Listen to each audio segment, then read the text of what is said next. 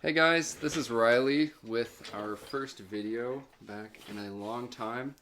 I know I haven't been doing a lot of type interviews, but I only interview people who show some interest and actually will choose to learn about the typology and Jungian analytical psychology a little bit for interviews, so they are quality. But with that, we're interviewing James today. He's an ENFP. Or so they say. Yeah, or so they say. What we're going to start talking about is something that all ENFPs tend to deal with a lot, which is, not having exactly a sharp focus, being kind of scatterbrained, a little indecisive, I guess you would say. Mm-hmm. I guess tell us a little bit about your experience with indecision and not being able to get tied down to one thing at a time. Right. Well, with like indecision, it's hard to arrive at a conclusion that I'm confident in. Yeah. Without like having gone through a significant amount of options. Right. First. That makes sense. And with like I think it's introverted thinking is my blind spot. So right. Being confident in my own logic, my own reasoning, is something I'm just not good at. Okay, so you think that kind of ties into decision making a little bit, or yeah, definitely. Yeah. I mean, if you have extrovert intuition as your top function, like you're always seeing all the possibilities, all like that's everything that you could do. Yeah. And then your your nemesis function is introverted intuition. So, I don't know. A lot of times you're having trouble pinning down what exactly you want and committing to that one decision. Mm-hmm. Yeah, I can see all the possibilities with my extroverted intuition. Right.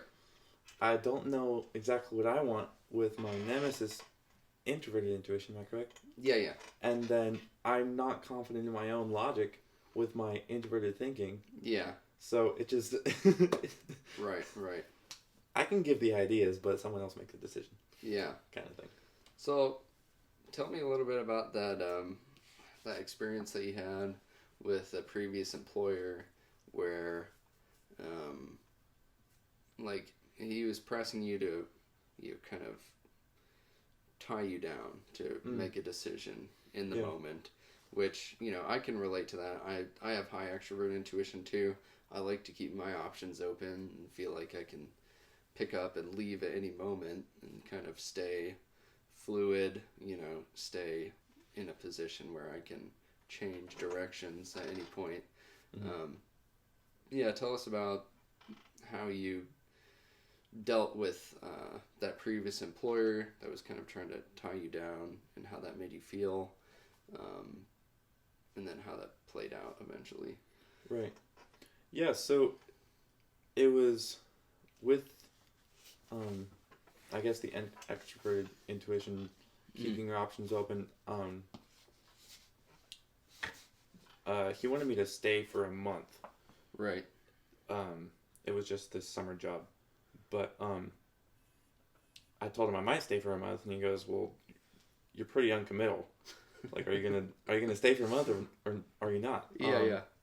And so right there, I was just like, okay, I'll stay for a month. Well, turns out 2 weeks into it, halfway through, there was a situation I had to get out of. Got it. And I couldn't stay for the whole month. So I guess if I had held by my indecision, I would have kind of stayed safe and had that option to leave early. Right. But because I kind of gave in, it was like, now I disappointed the guy. Right. Yeah, I mean, I have that problem. I've, like, just what you said about that guy saying that you sound non-committal. That's definitely happened to me, because I don't I like to keep my options open, and I don't like to say something that I don't know if it's going to be true. If I don't know if I can follow through on something, I'm like, well, I don't really know. Yeah. Some people just expect you to be different and just know, yes, I'm definitely staying, but yeah, I don't know. People like that. Right. I guess with that, we're already talking about extroverted intuition, so yeah, we'll just right jump into the that. functions. Right. So we've already talked about extrovert intuition, knowing, possibilities, keeping your options open, seeing all the different opportunities. What about, in terms of other people and knowing what other people want, how to give them what they want. How do you experience extrovert intuition in that way? Right. I think for me, it plays out more in a social or with other people that is social, but like a social over business type of setting. I get what you mean. So I know what people's reaction is likely to be to something. To if I like fall short of something, or if I excel beyond expectations, or just if something else happens, I'm able to tell what someone's likely to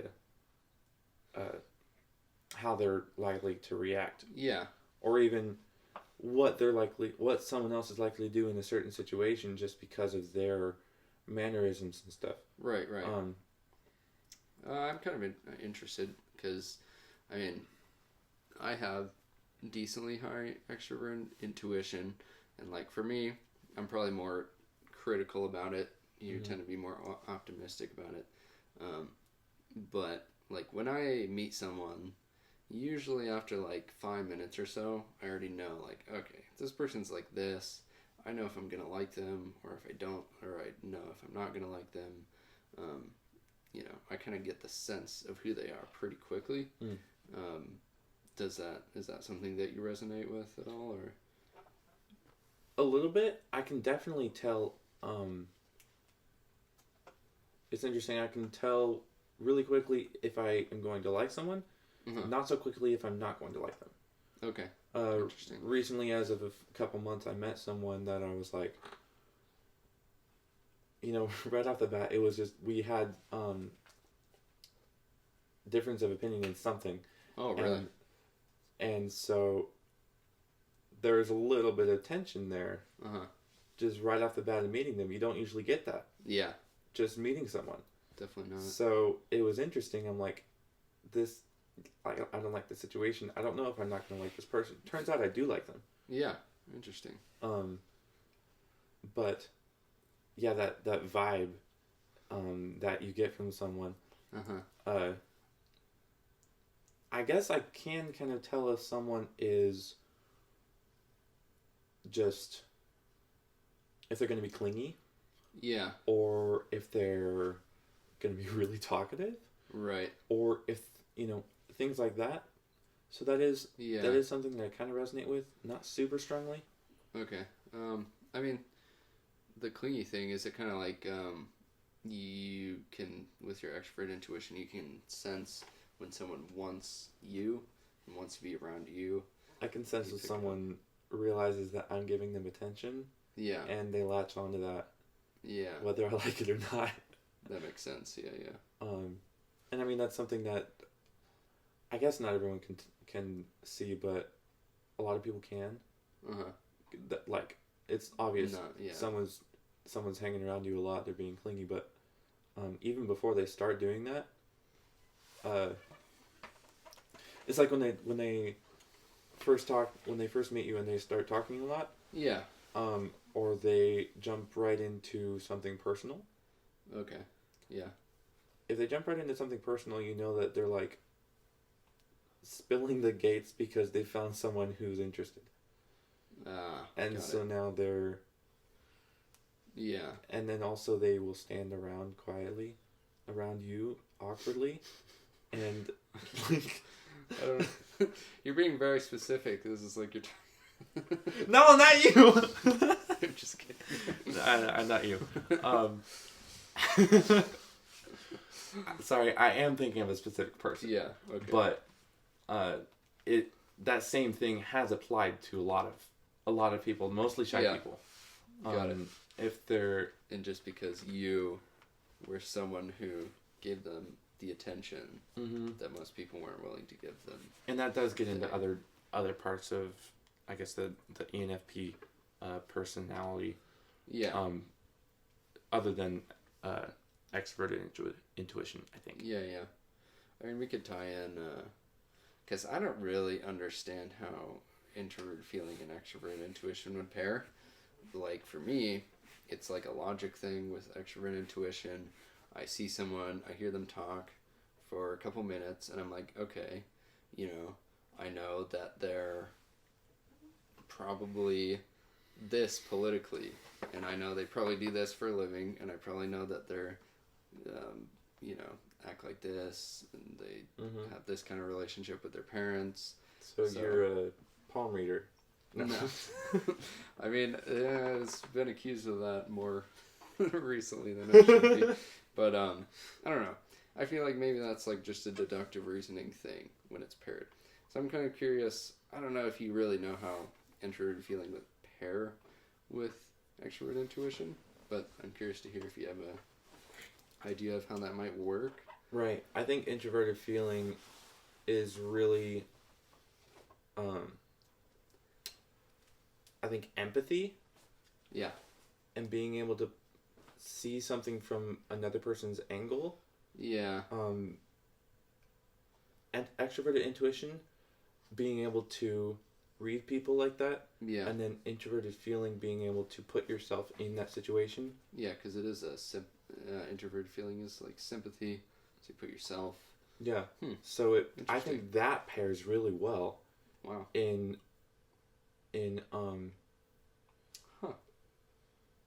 That's almost like a different kind of empathy or something. Yeah. Which I never thought about before, but it's like, I don't know, that sounds like better than empathy. Almost. It's so is it almost like you could like look at someone and like know what it would feel like to be them? Yeah. In a sense? Yeah. If someone's having a bad day, yeah, even if I don't know why, I can imagine if it's the opposite person from me, yeah, the popular flirty girly girl, yeah, right? Yeah. If she's having a bad day, like I can actually you can not even like I don't necessarily go talk to her or try and come alongside her like that, but yeah, I can imagine myself in that situation. Interesting. That's very interesting. Yeah, it goes. I don't know where super vivid imagination would fit in. Yeah. I mean, in the whatchamacallit, not role play, but like improv, kind of too. Yeah, and kind of go into that. But also, I think back to the extroverted intuition, being able to imagine something that might happen. Yeah. Super vividly. Okay. Yeah. But also being able to imagine vividly what someone feels. Yeah. Interesting. Yeah. That's very interesting. Well, I'm glad you explained that, because I've talked to INFPs about their functions, and I don't think INFPs are really articulate enough to have ever expressed that to me in that way, or I've been able to pick up on what you mean with extroverted intuition and introverted feeling paired, but that's like, that was kind of a mind-blown moment. That's cool. Well, very cool. Very cool. I'll be honest, I never put those together. Yeah. Well, have myself. Have been on camera. Right. Yeah. So I guess with introverted feeling, like, it's connected to your introspecting and ethical questions, like you were talking about, knowing how you feel, knowing what's right and wrong. I guess it's something that you're not gonna brag about because it's your parent function. Right. I don't know. How do you experience that introspective, introverted feeling side of your personality? It never leaves me bored or never leaves me without something to think about, because I'm always wondering about my motivation for things, or my thought process, and my like you said, my ethics. And whether my ethics match up with, I guess, true ethics. Like, is it acceptable? Like, is this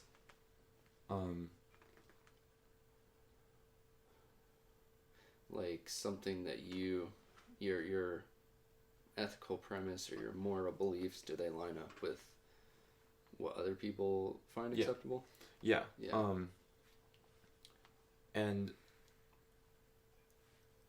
It's dwelling on things that happened. It can be really good, the introverted feeling. Yeah. But then, like, if someone reprimands me for something, it plays over and over in my head. Got it. And it eats at me. Got it. Like crazy, and it taints my view of that person. Yeah. Until it's like dealt with, or until it's, I guess, maybe reconciled or whatever you want to. Yeah. Well, that's almost, because obviously they're related, but that sounds like extroverted feeling critic, where you're like, does this person, what is this person? Does this person find my ethics acceptable? And you're critical over it's other like people's. They hit me in the critic, and then critical introspection happens, where then I start like beating myself up, questioning myself. Really terrible. Yeah. Oh, it's horrible. Yeah. And like, oh, I shouldn't have done that. How was I so stupid? But it's constructive. Yeah. Because then I think about, what should I have done differently? Okay. What can I do differently? What can you do for other people? Stuff like that. Yeah. Yeah. If you hit me in the critic, I mean, you're gonna make me think and get results. Yeah. Really. Yeah. That's what's gonna happen. I'm not gonna feel great about it. But do you ever feel like anyone has ever like manipulated you in that way, or no? I can't remember anyone doing it in a bad way. Yeah. That's good. My dad has definitely latched onto that. Not with this format. Yeah. But he's been like, feel bad about something. He hasn't made me feel bad intentionally, but he's shown me my mistake, and naturally, I feel bad about my mistake, and then I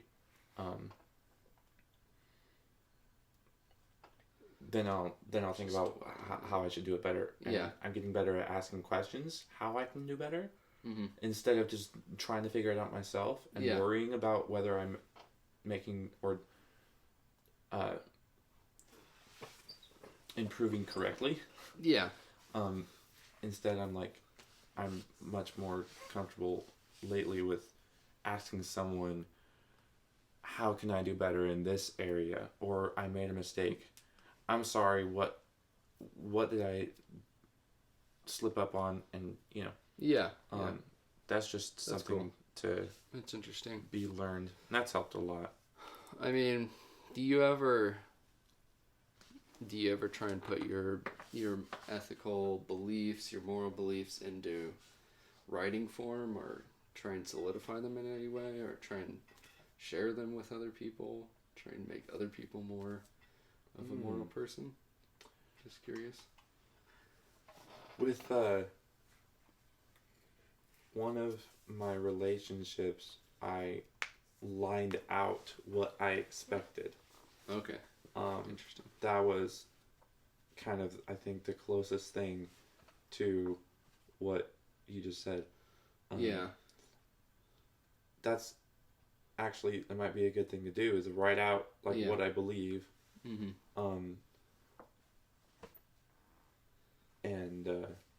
And things like that. Yeah. Yeah. I haven't really done that. That one time I was I lined this stuff out. For a specific relational purpose. Yeah. Yeah. Like what I expected, not what I preferred, but what I expected. Yeah. Which is much stronger, obviously, than preference, but yeah. Yeah. Maybe I should sit down and do that. Yeah. Yeah. I mean, I think it's a good idea. I guess that kind of brings us to the next cognitive function, and we can talk about both of the lower cognitive functions, but extroverted thinking is like obviously it's like rational inducting ideas through usually like reading or doing research, but also writing out your own beliefs, and has to do with status too, like your reputation. To me, it sounded like you said, or like you care about your reputation, you care what other people think about you. Image, yeah. Yeah. So how do you, I mean, it's your child function, so you're pretty optimistic about it, I assume, and you're like, how do you project an image? I guess we'll start there. Do you purposely try to project any kind of image or reputation, or? Right. Yeah.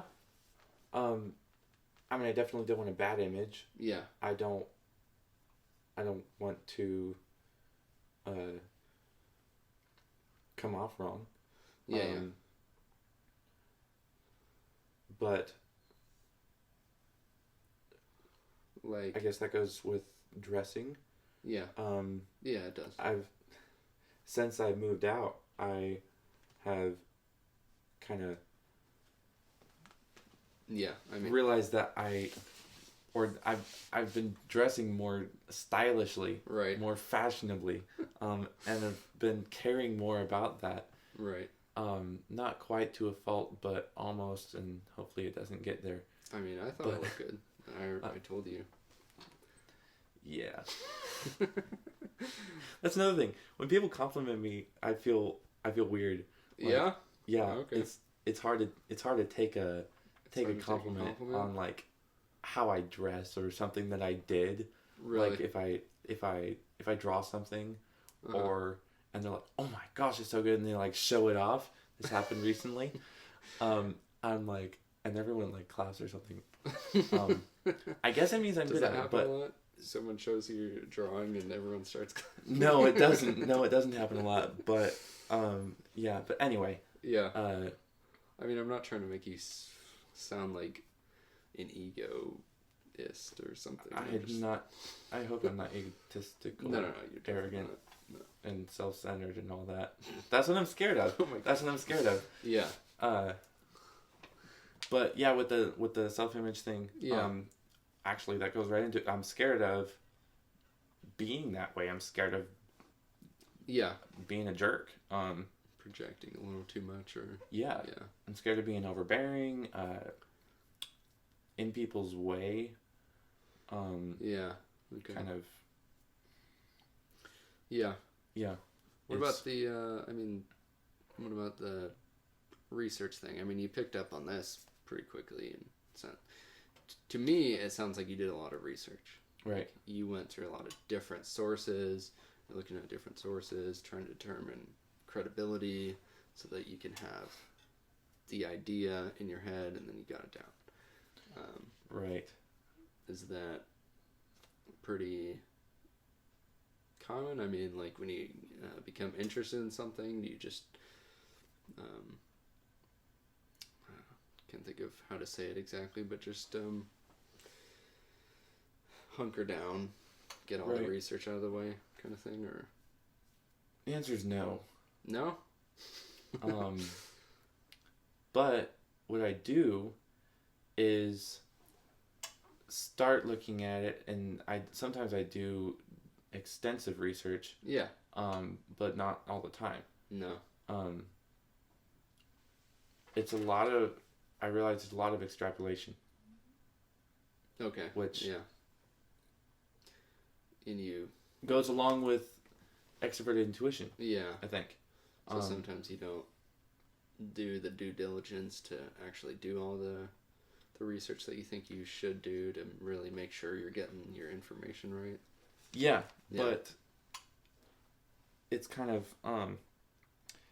I don't know exactly how this would fit in or how it would work, but it seems like I'm able to be more confident in my own logic and reasoning when I have a little bit of solid information. Yeah. And then I can see how it works together, and I arrive at a conclusion that I didn't research. Yeah. And sometimes I do that and it's wrong. Mm-hmm. Sometimes I do that and it's right, but I'll do that and I'm like, oh, but like in here I feel like, oh, but I didn't research that. Yeah. You know, am I just, you know, am I BSing here? You know. Yeah. But interesting. Yeah. I mean, I guess that kind of, you know, since we're talking about TSI, that goes along with the ISTJ subconscious. So is that, you know, ISTJs are definitely they put in all the work for the research, and they have it all off the top of their head. They have all this information, and they're definitely very critical towards research. Is that kind of like, is that what you're trying to say, is you wish you were more critical and make sure that you got the research to actually back it up kind of thing? Yeah. It's like I want to look like, or I want to have that research to back it up. I want to have done that work. Yeah. And so I want to look like I've done that work. Goes along with the image. Yeah.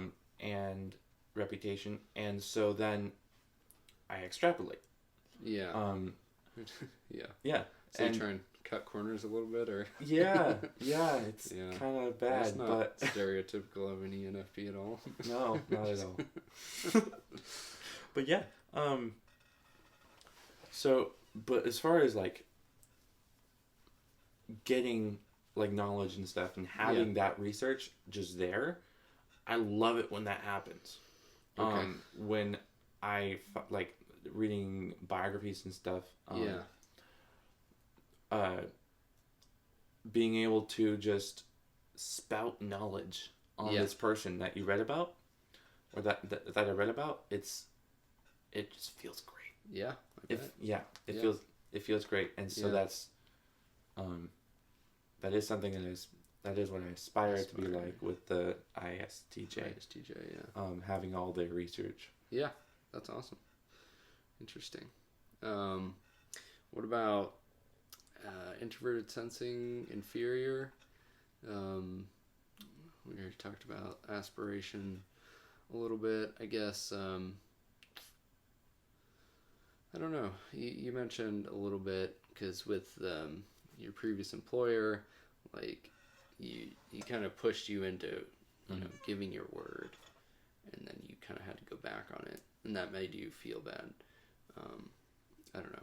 Do you experience that kind of thing with introverted sensing inferior very often, where you're like, oh, I wish I could have just, you know, stuck with it?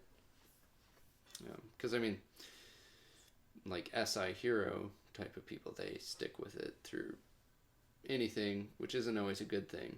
Like they'll stick with people that they shouldn't stick around with, but I guess they'll be loyal to people who are unhealthy to them. Yeah. And you probably wouldn't deal with that so much. It's more of like an opposite problem, where you try and get. You wish that you could feel more tied down. Yeah. Or something. Yeah. Yeah. Does that go along with the loyalty? Yeah. Exactly. Yeah. So, I do wish that I could. That goes along with choosing your friends, choosing who you invest in. Yeah. So there's so many attention a little bit. Yeah. Kind of like attention. Yeah. There's so many people, and there's so many interesting people. Yeah. And so that's kind of that. And also, NE versus SI. Like there's so many, but you have to choose at some point. Yeah. Yeah. Being loyal. That was a big issue in that situation with my last employer, where the situation I had to get out of, it was like, am I loyal to this that I hold true, or loyal to my boss's expectations? Yeah. So it was a conflict between my own values and his, and my commitment to him, to my job. Yeah. Right. Interesting. I think another thing with loyalty is loyalty to my values. Yeah. And knowing what my values are and staying by that. I recently moved, and the cultures are totally different. Oh yeah. And it's like people back home are definitely, they're not wrong, but neither are people here. Yeah. So, what do? I need to find my own values and be loyal to those, but where are they? Yeah.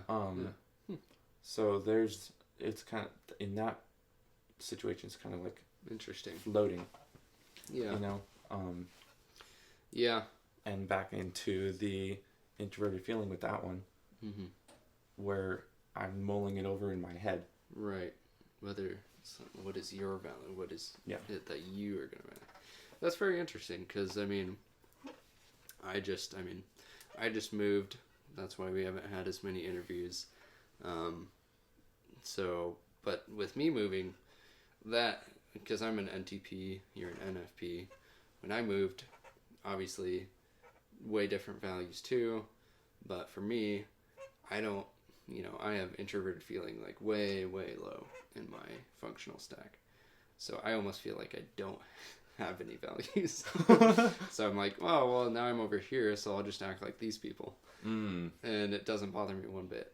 And that's kind of like the genuine thing that we were talking about earlier. Right. Yeah. What is genuine for me? I don't really know if there's a genuine for me. Right. I don't have any, like... It's like you're like more of a chameleon effect. Right. That makes sense. And you're more worried about that. I do that, but I'm worried about it. You do it, and you're not worried about it. Right, because we both got NE. We can both see, like, what people want, what they're doing, but you... Yeah, I did, that did, okay, that didn't click for me, yeah. So seeing what is accepted and what's typical and what's, right. done was normal, and then kind of conforming to that. Right. So, like, that isn't anything. Because if you think about someone like Mona, she's, like, doesn't have any. She, she acts the same. She did there as she does here. And she's very authentic.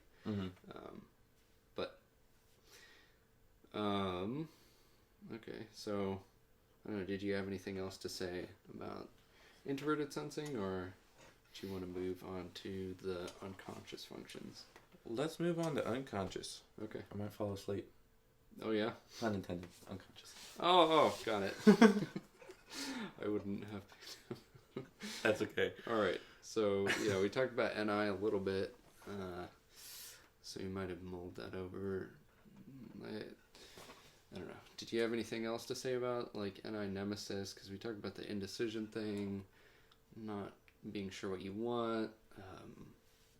I don't know. Is that a big part of your life, is figuring out what you want? Yeah. People ask me what I want to do with my life. I'm like, I don't know. Yeah.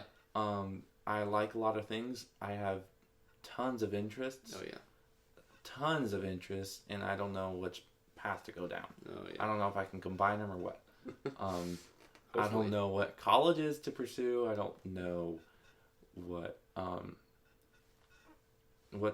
to study or Right. anything like that. Oh yeah, that's a very relatable thing for me too. So someone recently told me, I don't know. I was like, they're like, so what do you think you want to do? yeah, And I'm sitting back like this. I'm like, trying to think of a strategic answer that's kind of saying I don't know, but is more acceptable. Yeah. But they're like, and I don't know is an okay answer, and I'm like, wait, really? Then yeah, I have no idea. Nice. That's awesome. Yeah. Okay. Yeah. So I don't know. I'm not sure we have anything else to say about that then. We already talked about FE critic, yeah. FE critic. I don't know. There's some other things that you've mentioned before about FE critic, but I don't know if we've hit on so much. I'm trying to remember. I don't know. Just worrying about like how people feel about you. Mm-hmm. Do they really? Oh yeah, like do they really like you? That kind of thing. Or are they just giving me the time of day? I think is what you said. Right, humoring like me. Yeah. Yeah. I used to a lot more in high school. I felt like people were just humoring me. Yeah. Walk in the room. Oh, hey James, and turn back to their group. Oh my gosh. But yeah, like I told you earlier, I was the guy who wasn't in any one group. Right. I wasn't an outcast. Yeah. I wasn't unpopular. I was quite popular, actually. Yeah. But I didn't feel like pursued as a person. Yeah. Not for like relationships. I was actually a little bit of a chick magnet, which was kind of annoying. Yeah. But I'm sure it was terrible, James. believe me, it was annoying. Yeah. Especially when it. I mean, But yeah, it was like they liked me, but they didn't necessarily go out of their way to yeah. spend time. Yeah. Yeah, you didn't feel like they valued you. Yeah, they didn't. Other people didn't initiate. Okay. Yeah. Interesting. Socially with me. Yeah. Some people did, and then it was like,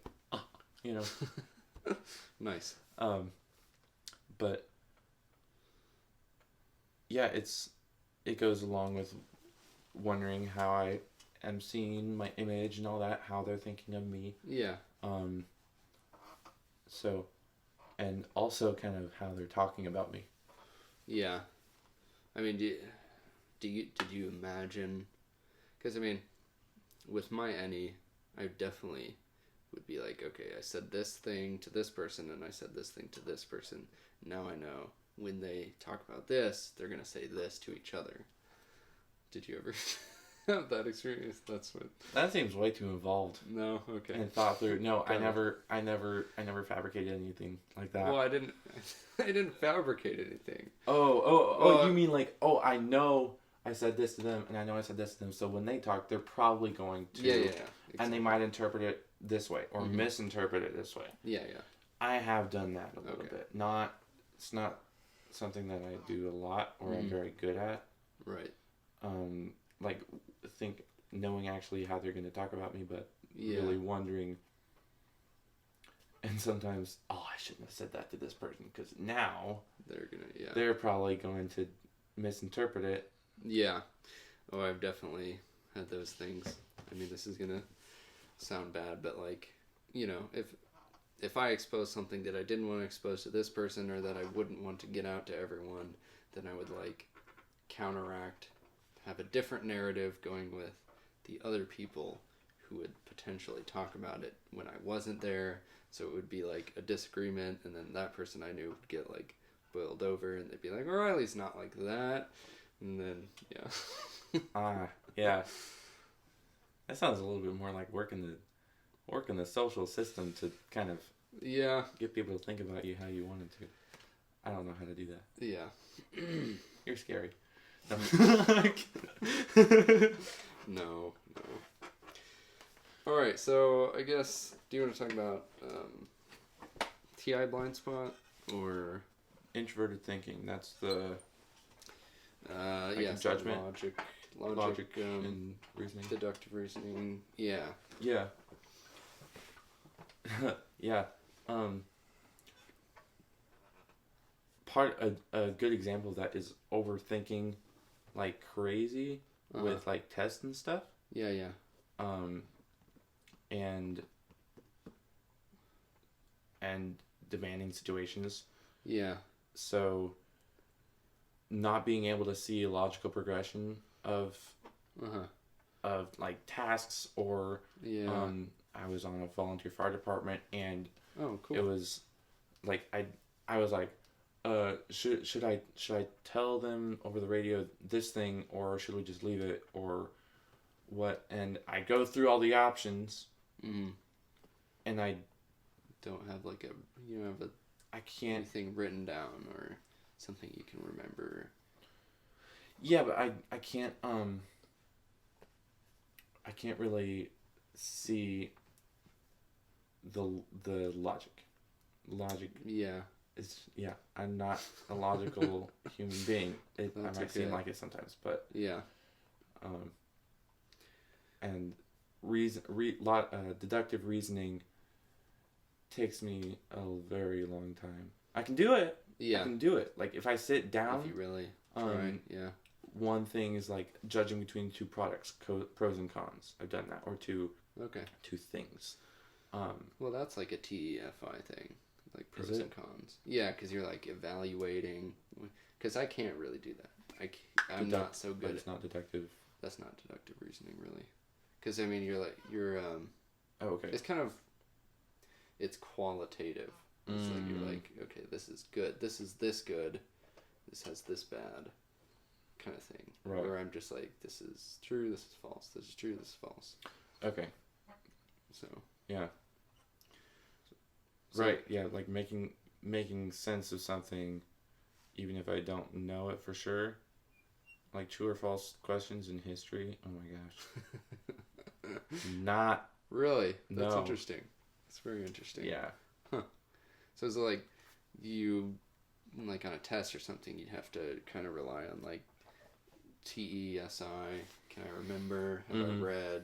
Kind of thing. Mm-hmm. I have to have it right there. Like, oh, I remember reading this. Yeah. I remember reading this and seeing it from my textbook. Right.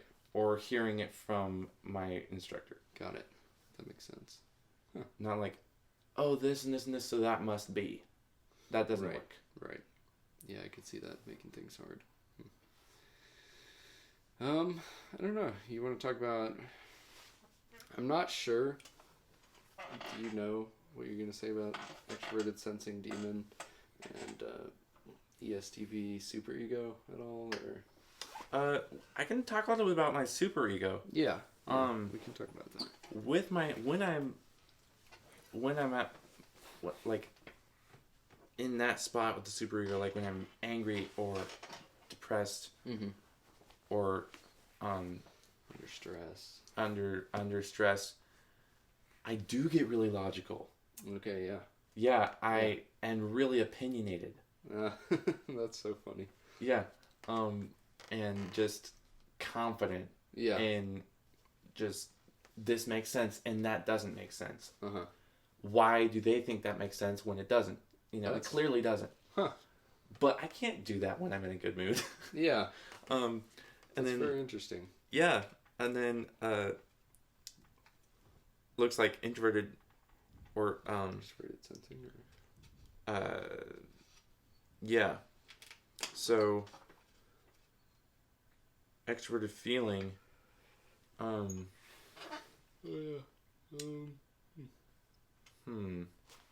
introverted thinking.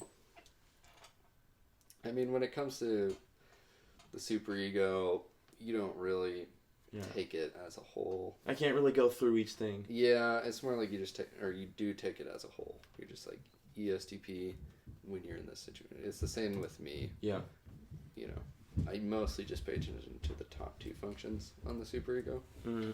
So for me, it's like righteous anger. Yeah. Turn the tables. Right. Turn over the tables. Right. Yeah. Okay. I get really physical. Yeah. Me too. Yeah. I like. It's scary because NPs, me and you, people probably look at us, they know us, and they think these guys are very. They can't see us being very scary or physical, but like when you are angry, you all of a sudden are physical. You flip. Yeah. Yeah. It's very interesting. Oof. I cussed a guy out the other day. Yeah? I think that counts as being physical. Yeah? Yeah, it does. He turned in front of me, and I was just having a bad day. I was driving through town, so I was having a bad day. But yeah. Yeah. Just, hit the steering wheel, or... Yeah. Or slam on the gas, slam on the brakes, turn hard. Just that physical...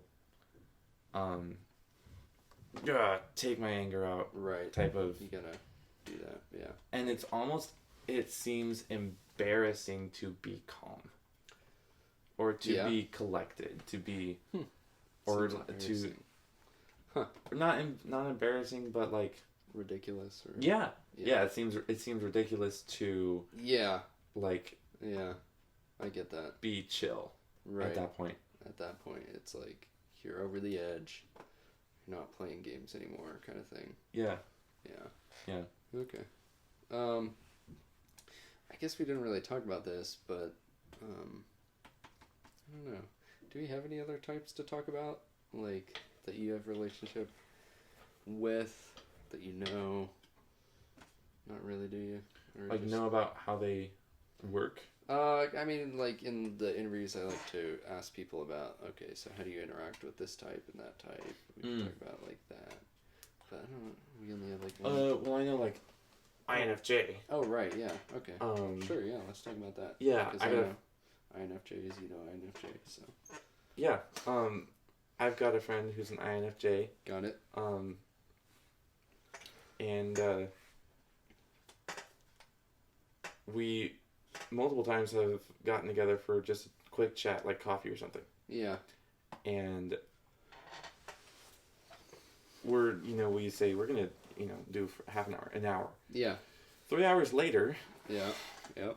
We're in great conversation about something. Right. It's because the,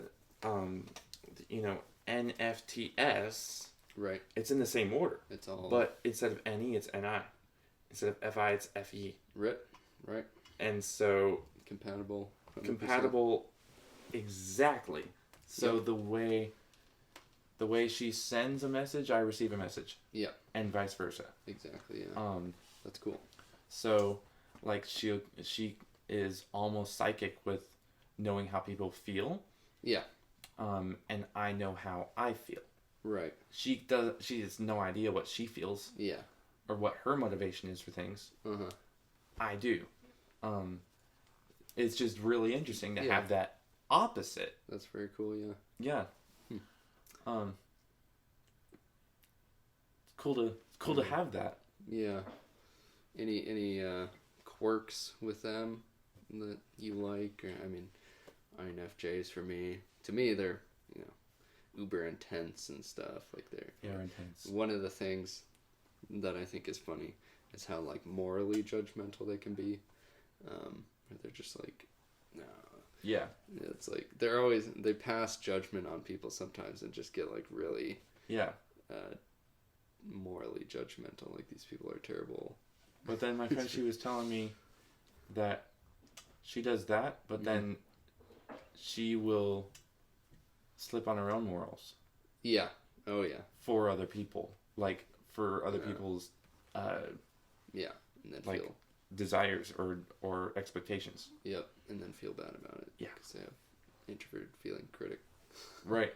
Right. So like you're worried about how do people feel about me, or you're critical about that, but they're like, oh, how do I feel? They feel pretty bad sometimes. I am glad for one that I'm not an IFJ with FI critic. That sounds pretty terrible. Yeah. Okay. Well. All right. Oh, I guess we forgot to talk about I don't know. Do you have anything for advice for other ENFPs? Like advice. Yeah, because that's one thing I try to hit on. Yeah. So